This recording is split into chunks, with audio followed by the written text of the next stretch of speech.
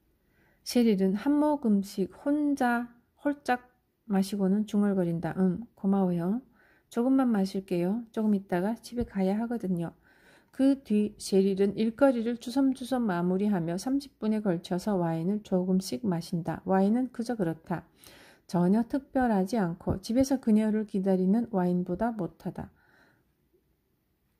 셰릴은 자기 방을 나서면서 브라이언 곁을 지나가다가 음식과 와인 값으로 $40를 준다. 됐죠?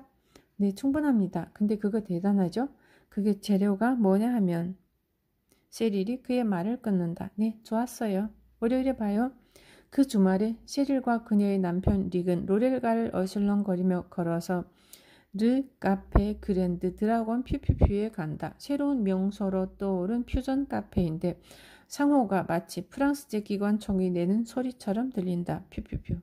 이들 부부의 친구들은 이미 와 있다. 두 사람은 자기들을 위해 비워둔 자리에 가서 앉는다. 어머, 이 메뉴 좀 봐. 정말 환상적이야. 그치, 여기 있는 메뉴 다 좋대. 두 사람의 친구인 제니퍼 왓슨이 맞장구를 친다. 셰릴은 메뉴판을 읽으면서 혼잣말로 감탄한다. 오, 이거 봐.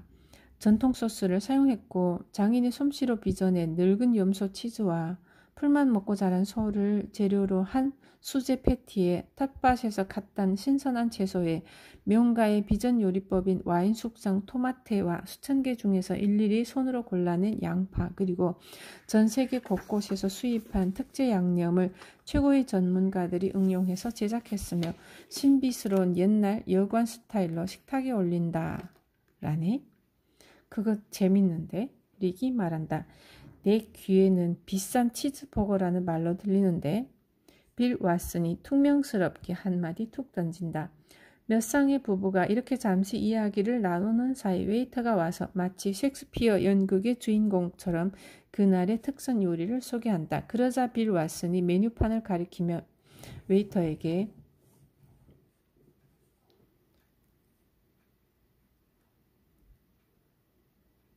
묻는다.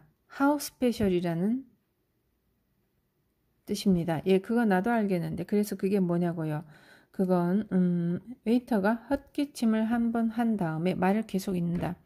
저희 집 주방장님은 여기뿐만 아니라 자기 고향인 프랑스에서도 계절마다 독특한 요리 경험을 창조하는 것으로 유명한 분입니다. 글쎄 그건 알겠고 그래서 그게 뭐냐니까요. 네, 요즘 철에는 그게 안심 스테이크죠. 대초원의 공기와 물과 햇빛 속에서 자라며 태어나서부터 식탁에 오르기까지 완벽한 보살핌을 받은 소의 향기를 손님분들이 느끼실 수 있도록 정성스럽게 준비한 안심입니다. 나는 그 치즈 어쩌고 그걸로 하죠. 조금 뒤에 소믈리에가 와서 릭에게 와인 목록을 건넨다. 그 목록이라는 게 그야말로 한 권의 무거운 책이다. 릭은 와인 전문가가 아니기에 뭐가 좋은지 추천해 달라고 한다. 네, 여기 이 2010년 샤또 뱅드윰 피노누아가 특별히 생산한 귀한 포도로 제작된 와인입니다. 그해 남프랑스에 내린 비로 지하수가 얼마나 넘쳐났든지 대부분의 포도밭에 저지대가 잠겼죠. 그래서 그해 수확된 포도는 특히 알갱이가 굵고 단단합니다. 그리고 이 포도는 통상적인 경우보다 정확하게 144시간 뒤에 수확했으며 산에서 불어오는 미풍과 신선한 물을 사용해서 숙성시켰습니다. 그 덕분에 이 제품은 상도 여러 개를 받았고 전 세계 와인 애호가들로부터 찬사를 받고 있습니다. 그야말로 완벽한 미각을 가진 사람들을 위해서 특별히 제작된 와인이죠. 사람들 사이에 그걸로 하면 좋겠다는 짧은 긍정의 웅성거림이 잠시 이어진다. 네, 좋아 보이네요. 일단 그걸로 시작합시다. 소믈리에가 돌아갔다가 그 와인을 들고 다시 와서 릭의 잔에 따른다. 릭은 잔을 들어 불빛에 비춰보기도 하고 잔을 빙빙 돌리기도 하면서 와인을 살펴보고는 소량을 마시고는 맛을 음미하면서 눈을 감고 입술을 오므렸다가 다시 두 뺨을 실룩거리면서 입속에서 와인을 빙빙 돌린다. 그러고는 꿀꺽 삼킨다. 잠시 모든 동작을 멈췄다가 고개를 끄덕인 뒤 다른 사람들의 잔에도 와인을 따르라고 한다. 잠시 뒤에 모든 사람들이 잔을 들고 리기 건배사를 하고 다 함께 잔을 부딪히고 이어서 식사가 시작된다. 그날 모인 사람들은 모두 그날의 특별 에피타이저를 먹는다. 이건 저희 식당에서 자랑하는 스르륵 드라곤롤입니다. 이 롤은 주방장이 특별히 엄선한 연어, 열빙어, 방어, 참치 뱃살 등 여러 종류의 생선으로 덧붙이자면 이 생선들은 모두 이 지역에서 잡힌 것입니다.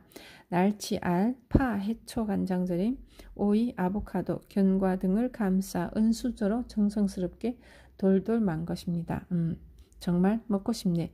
나중에 계산서가 나온다. 와인과 롤과 치즈버거 그리고 웃음 속에서 이야기꽃을 피운 저녁 시간을 모두 합한 가격은 부부 한 쌍당 150달러이다. 사람들은 비싼 음식을 매우 싸게 잘 먹었다고 생각한다. 도대체 무슨 일이 일어나고 있는 걸까? 이 두 장면은 언어가 상품의 가치의 수준을 바꿔놓는 마술을 생생하게 보여준다.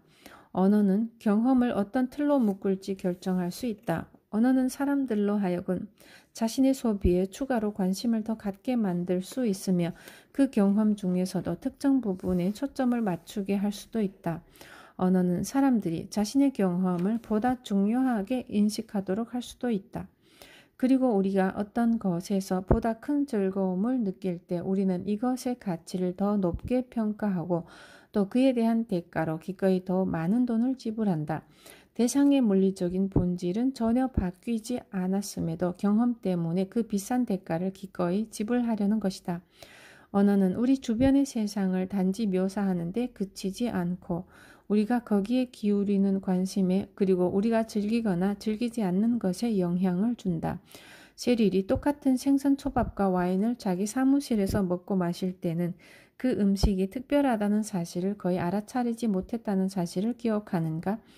똑같은 음식이었음에도 그녀는 음식을 묘사하는 언어에 푹 빠져들었을 때 훨씬 더 맛있게 먹었다. 마찬가지 맥락에서 만일 셰릴이 그 식당에서 장인의 솜씨로 빚어내 늙은 염소 치즈와 풀만 먹고 자란 소를 재료로 한 치즈버거가 아니라 그냥 치즈버거를 먹었다면 그녀가 느끼는 즐거움은 훨씬 줄어들었을 것이며 부부 한 쌍당 150달러라는 가격에 분노했을 것이다.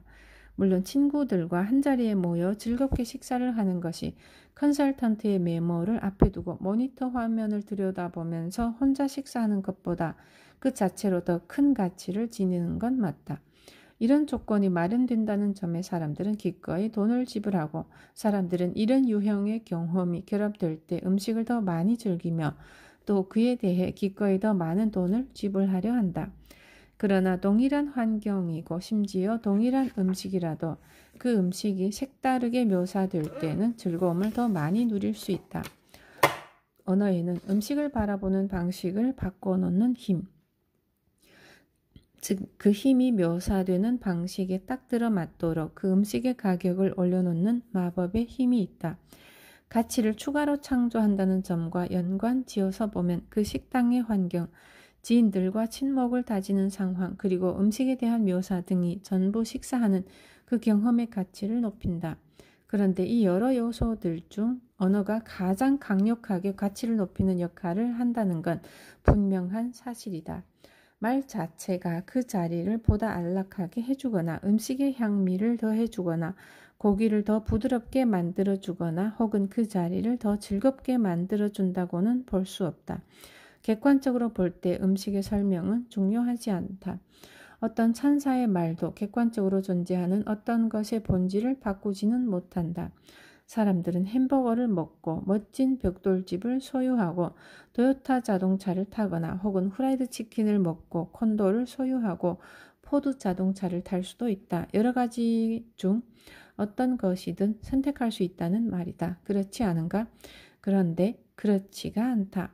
의사결정을 주제로 한 연구조사가 시작된 초기부터 이미 분명하게 확인된 사실이 있다. 사람들은 다양하게 존재하는 것들 중에서 선택하는 것이 아니라 다양하게 존재하는 것들을 묘사한 것 중에서 선택한다. 바로 이 지점에 가치의 수준을 바꿔놓는 언어의 마법이 존재한다. 언어는 제품이나 서비스의 특정한 속성에 초점을 맞춘다. 식당 두 곳이 나란히 있다고 치자. 한 곳에서는 80% 무지방 소고기 패티를 넣은 햄버거를 팔고 다른 한 곳에서는 비슷한 제품이긴 하지만 20% 지방 소고기 패티를 넣은 햄버거를 판다. 어느 식당을 손님들이 많이 찾을까? 확인된 자료에 따르면 동일한 햄버거를 다르게 묘사한 그 두 문구 때문에 사람들은 두 식당에서 파는 햄버거의 가치를 매우 다르게 평가한다. 80% 무지방 소고기는 무지방에 초점을 맞춤으로써 건강하고 맛있고 바람직한 측면에 주목하게 만든다. 이에 비해 20% 지방 소고기는 오로지 지방 함량에만 초점을 맞춤으로써 건강에 해로운 측면에 주목하게 만든다. 후자의 경우 사람들에게 햄버거는 역겨운 음식이라는 생각을 불러일으키고 채식주의 원칙을 진지하게 고려하게 만든다. 그래서 사람들은 무지방 햄버거의 가치를 훨씬 더 높게 평가하며 이 햄버거에는 기꺼이 더 많은 돈을 지불한다. 혀를 놀리는 것은 스위치를 켜거나 끄는 것과 같아서 새로운 관점과 내용을 제시한다. 이런 사례는 앞에서도 살펴봤다. 사람들은 은퇴 뒤에는 현재 소득의 80% 수입만으로도 얼마든지 잘 살아갈 수 있다고 응답했지만 현재 소득 가운데 20%가 줄어들면 제대로 살아나가지 못할 것이라고 응답했다. 사람들은 일정 금액을 하루에 얼마씩 자선단체에 기부하라고 할 때는 이 제안에 선뜻 응하지만 이 금액의 1년치 총액을 한꺼번에 기부하라고 하면 고개를 젓는다. 또한 200달러의 돈을 세금 환급금으로 받으면 저축을 하지만 똑같은 금액을 보너스로 받으면 휴가 여행에 쓴다. 소득의 80%나 자선단체에 기부하는 돈이나 200달러는 각기 어떻게 묘사되든 동일한 금액이지만 이를 묘사하는 내용이 제품이나 서비스를 소비할 때의 감정을 바꿔놓을 뿐 아니라 그것을 소비하는 실질적인 경험 자체도 바꿔놓는다. 특히 언어 조작을 탁월하게 잘하는 사람들이 있다. 바로 와인 제조업자들이다. 이들은 자기들만의 언어를 계속 창조해왔다. 이들은 와인의 맛을 묘사하기 위해 탄닌, 복잡성, 산도 등과 같은 단어를 사용한다. 와인 제조 공정 및 와인 수송 방법을 묘사하는 특이한 단어도 많다. 예컨대 와인잔을 흔들 때 잔 벽면에 형성되는 얇은 막인 렉이 많을수록 좋은 와인이라고 말한다. 대부분의 사람들이 각각의 용어가 뜻하는 내용의 미묘한 차이를 구분하는지 혹은 그것이 정말 그렇게 중요한지 잘 알고 있는지는 분명치 않지만 많은 이들이 마치 그런 것처럼 행동한다. 와인을 조심스럽게 잔에 따르고 잔을 빙빙 돌리고 밝은 빛에 비춰보고 또 조금만 입에 머금고 맛을 음미한다. 또한 우아하고 멋진 설명이 붙은 와인에는 훨씬 더 많은 돈을 기꺼이 지불한다. 다른 한편으로 보자면 와인 및 와인 제조 공정을 묘사한 말 때문에 보다 많은 돈을 지불하는 행위는 합리적이지 않다. 그 말 자체가 와인을 바꿔놓지는 않기 때문이지만 이론이 아니라 실제 현실에서 보자면 사람들은 보다 자세히 묘사된 와인에서 보다 많은 것을 얻는다. 즉 언어는 와인병에 든 와인이라는 액체의 물리적인 특성을 전혀 바꾸지 않고서도 사람들이 와인을 경험하고 소비하는 방식을 바꿔놓으며 사람들에게 강력한 영향을 준다. 언어는 우리에게 어떤 이야기를 해준다. 마개를 따는 데서부터 와인을 잔에 부을 때까지, 기울인 잔에서부터 향기를 맡는 코까지, 와인을 삼키는 것에서부터 뒷맛까지의 과정에 대한 묘사를 들으며 우리는 와인 이야기에 젖어든다. 이 묘사가 우리가 평가하는 와인의 가치와 와인을 마시는 경험의 가치를 한껏 높은 수준으로 올려준다. 이렇게 언어는 비록 와인 자체를 바꾸지는 않지만 우리가 와인과 상호작용하면서 그것을 경험하는 방식을 바꿔놓는다. 언어는 또한 우리를 설득할 수도 있다. 예컨대 느긋하게 긴장을 풀고 자기 행동에 세심한 주의를 기울이도록 설득할 수도 있다. 예를 들어 당신이 지금 세계 최고의 와인을 한 잔 마신다고 치자. 그렇지만 당신은 세릴이 그랬던 것처럼 컴퓨터로 작업을 하면서 이 와인을 마실 때는 거기에 전혀 관심을 기울이지 않는다. 이럴 때 그 와인을 얼마나 즐길 수 있을까? 이번에는 반대로 싸구려 와인을 마신다고 치자. 그런데 싸구려 와인이지만 당신은 이 와인에 대해서 생각을 한다. 그 와인의 역사를 생각하고 지그시 눈을 감고 맛을 음미한다. 객관적으로 이 와인의 품질은 상대적으로 낮지만 당신은 그 와인에서 상당히 많은 가치를 누린다. 아마도 별 생각 없이 마셨던 고급 와인에서보다 더 많은 가치를 누릴 것이다. 커피 산업도 예전에 와인 산업이 그랬던 것처럼 제품과 관련된 언어를 보다 높은 차원으로 끌어올림으로써 제품의 가치를 높이기 위해 창의적인 작가들을 고용하기 시작했다. 다닐 원두 커피. 공정무역 커피. 고양이 배설물에서 커피 원두를 채취해 만든 커피. 시빗 커피. 그리고 1000세대 동안 커피잎을 만져온 원주민들의 눈물로써 햇볕에 말린 커피 같은 말은 누구나 들어봤을 것이다. 맨 마지막 이야기는 사실이 아니지만 베니컵과 비디컵과 벤티컵에 떨어지는 커피방울 하나하나에 아주 오래된 멜로드라마 스토리가 붙어 있어서 그런지 진짜처럼 그럴듯하다. 그리고 우리가 사실이라고 믿고 받아들이는 이야기의 구체적이고 세밀한 묘사가 하나씩 보태질 때마다 우리가 기꺼이 지불하고자 하는 가격은 조금씩 더 높아진다. 지금은 초콜릿이 이 과정을 밟아가고 있다. 이른바 단일 원두 초콜릿과 그 외에도 점점 가격이 올라가는 초콜릿들이 있다. 영국에는 초콜릿 마니아들에게 전문적으로 초콜릿을 공급하는 회사도 있다. 이 회사는 회원제 방식으로 초콜릿의 모든 것을 집중적으로 경험할 수 있는 서비스를 제공한다. 물론 가격은 비싸다. 언어를 내세우는 이 추세가 어디까지 이어질까? 나중에는 단일 젖소 우유 상품도 나오지 않을까? 식당에서 라떼를 주문할 때 미네소타에 있는 베시라는 이름의 젖소 이야기를 듣게 되지는 않을까? 우리가 주문하는 라떼에 들어가는 우유가 어느 여름 둘째 주의 다섯째 날에 베시에게서 세 번째로 짠 젖이라고. 제42대 미국 대통령이 먹었던 아이스크림 콘에 들어간 우유가 베시의 어미에게서 짠 우유였다는 이야기를 듣게 되면, 혹은 베시를 미네소타로 태우고 갔던 트레일러가 미국 최초의 하이브리드 엔진을 장착했었다는 이야기를 듣게 되면 베시의 우유를 넣어서 만든 그 라떼의 가격이 한층 더 비싸지지 않을까? 혹은 베시의 취미가 풀을 뜯고 해바라기를 하고 똑바로 서는 것이라는 설명을 듣게 되지는 않을까? 고객은 웨이터가 옆에서 매끄러움과 젖당과 관련 있는 점도 그리고 소의 질감을 설명해 줄 때 베시의 사진을 보는 것을 좋아할까? 베시는 원형 농장에서 살기 때문에 높이가 꽤 있고 차갑게 얼린 수제 유리잔에 담긴 베시의 그 귀한 우유에 쿠키를 찍어 먹기 전에 그 유리잔을 빙빙 돌리는 게 좋다는 권유를 받을지도 모른다. 그리고 이때 베시의 우유는 한 잔에 13달러일 것이다. 지금까지 살펴봤듯이 언어는 제품과 서비스 그리고 모든 종류의 경험이 지닌 가치를 평가하는 방식을 바꿔놓는다. 수백 년 동안 길고 긴 토론이 있었지만 이로써 마침내 줄리엣 캐퓰릿 이론이 틀렸음을 증명하는 것 같다. 장미가 다른 이름으로 불릴 때는 그 이름으로 불릴 때처럼 달콤한 향기가 절대 나지 않는다.